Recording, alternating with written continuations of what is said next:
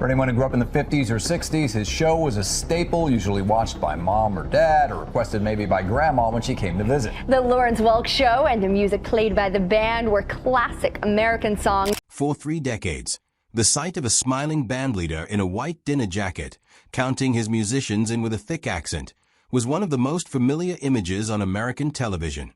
Millions tuned in every Saturday night, sat through the bubble machine, laughed at the way he mangled certain words, and thought they understood exactly who he was. They did not. Behind the champagne music and the matching outfits was a man whose real life bore almost no resemblance to the harmless, old-fashioned figure the public had reduced him to. He kept it hidden in plain sight for over 30 years, and almost nobody ever noticed. He was born on March 11, 1903, on a farm near Strasburg, North Dakota, in a house built partly from sod because there was no lumber and no money for anything better. His parents, Ludwig and Christina Welk, were ethnic Germans who had emigrated from a colony near Odessa in what is now Ukraine, part of a wave of German-speaking settlers who had lived for generations inside the Russian Empire before crossing an ocean for a patch of prairie in the Dakotas. Family accounts say their first winter in America was spent living beneath an overturned wagon packed with sod for insulation.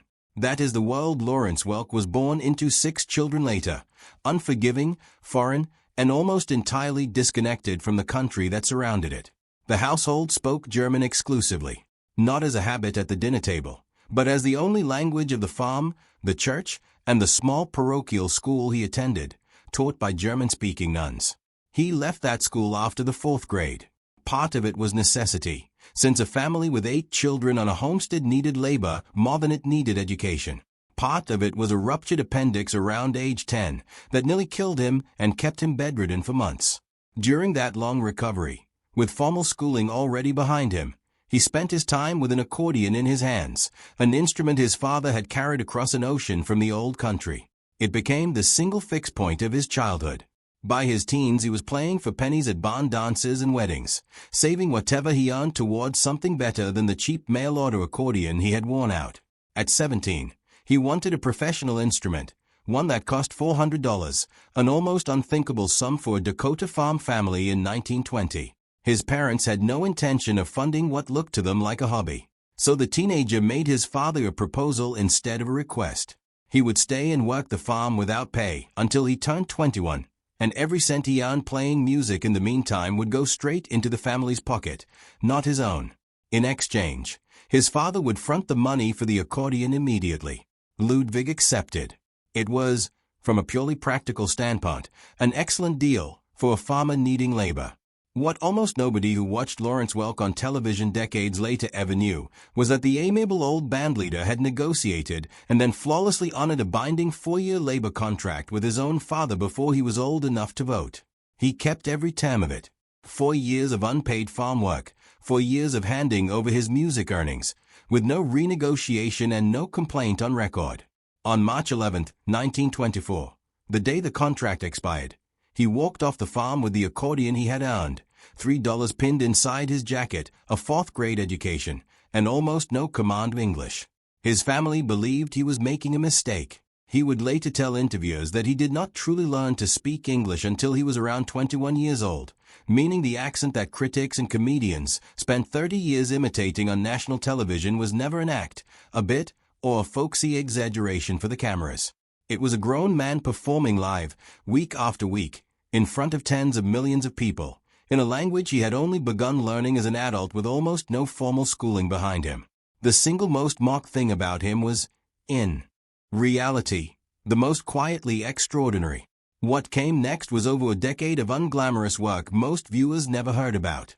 He joined a small traveling outfit called the Peerless Entertainers around 1926, run by a showman named George T. Kelly, who taught him the business side of performing rather than the music itself, booking, promotion, reading an audience, and dealing with everyone from theater owners to difficult patrons. Welk credited that apprenticeship for the rest of his life.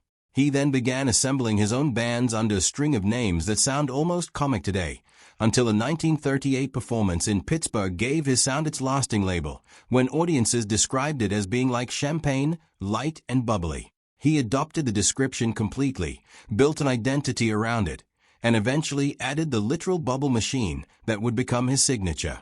Through the 1930s, he ran what the industry called a territory band, a small traveling business responsible for its own bookings, payroll, and travel, working through the Dust Bowl years in exactly the region hit hardest by it. In Yankton, South Dakota, where his band held a regular radio slot that expanded his reach across several states, he met a nurse named Fern Renner. They married in 1931. That marriage lasted 61 years, until the night he died, without a single public scandal, separation, or rumor ever attached to it in over 6 decades, a fact made more remarkable by the number of young performers who would later work alongside him for years at a time. By 1950, he had spent 26 years as a working musician in a business already dying beneath him, as ballrooms closed and big bands broke up under the financial weight of the era. He was 47 years old. Then he moved to Los Angeles, and in 1951 his band appeared on a local station, KTLA. The show succeeded immediately, and Welk, already decades into his career, adapted to television in a way many far more celebrated performers of the period never managed. He understood that the medium did not reward the most technically brilliant musician in the room. It rewarded whoever the audience was willing to invite back into their living room every single week without growing tired of them. In 1955, ABC put the Lawrence Welk Show on the national network, and it ran there for 16 years.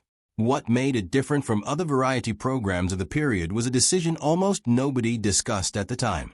Most shows built themselves around a rotating list of guest stars. Welk built his around a permanent cast the audience could watch age and grow over years, calling them his musical family. Critics treated the phrase as marketing. It was not. He paid his musicians standard union wages rather than the above-scale rates some competing bandleaders used to lure talent, and instead, starting in 1956, he built a profit-sharing arrangement weighted by seniority, converting employment into an actual financial stake that grew more valuable the longer someone stayed. His accordionist, Myron Floren, joined in 1950 and was still there in 1982. His personal manager and his musical directors stayed for around 3 decades apiece. In an industry famous for its instability, Welk had quietly engineered one of the most loyal working companies in American entertainment, decades before that kind of structure became common practice anywhere. None of that loyalty made him fashionable. Through the 1960s, as the culture shifted rapidly around him, he became a standing symbol of everything considered outdated in American life. Comedians impersonated him constantly. His name required no setup to work as a punchline. Critics who would never have mocked a jazz musician's phrasing wrote about his mispronunciations, as though they were evidence of simple-mindedness. He absorbed all of it publicly for years, and he changed nothing about the show in response. No attempt to modernize the format, no younger co-host brought in to chase relevance, no concession to prove he understood what was fashionable. He knew exactly who his audience was, and he declined to be embarrassed by them. In 1971, ABC canceled him as part of a wider network purge of shows aimed at older and rural viewers, the same sweep that ended programs like the Beverly Hillbillies and Green Acres. He was 68 years old, and by any normal measure of the television business, that cancellation should have marked the end of his career. There was no fourth network to appeal to. Instead, he did something almost no performer of his era attempted. Working with his producer, he took the show directly to individual television stations across the country, offering it to them in exchange for keeping a portion of the national advertising for his own organization to sell. Within months, the Lawrence Welk Show returned in first-run syndication on more than 200 stations, a larger number than ABC's own affiliate list at the time. Reports placed his audience as high as 30 million viewers a week, larger than what the network had been delivering when it dropped him.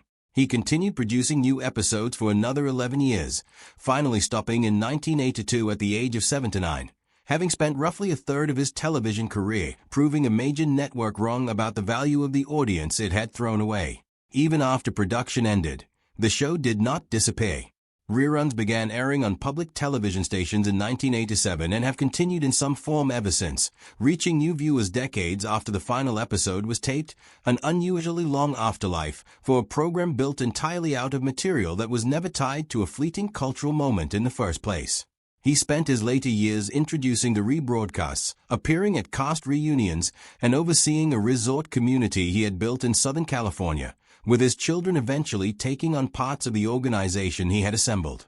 Through all of it, Fern remained beside him, exactly as she had been since Yankton in 1931. He died at his home in Santa Monica on May 17, 1992, at the age of 89, with Fern and 2 of their children present. He was buried privately, the same understated way he had lived outside of the studio lights for nearly 70 years. There was, in the end, no scandal buried in Lawrence Welk's life, no secret vice, no hidden cruelty behind the pleasant television persona. The double life the title promises was never a dark one. It was simply this: America spent 30 years laughing at a man it assumed was simple, while he was quietly the most disciplined negotiator, the shrewdest employer, and the most determined businessman most of his viewers had ever watched on a Saturday night without knowing it.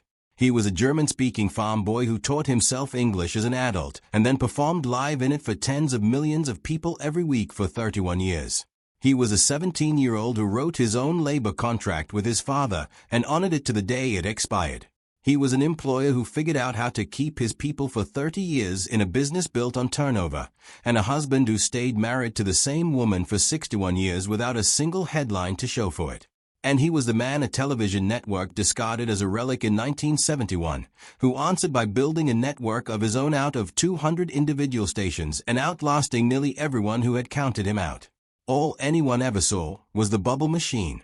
What they missed was the accordion he had spent 4 years of unpaid labor earning as a teenager, the same one he carried off that farm in 1924 with $3 in his pocket, and the same one he was still holding decades later in front of 30 million people who never once heard the real one.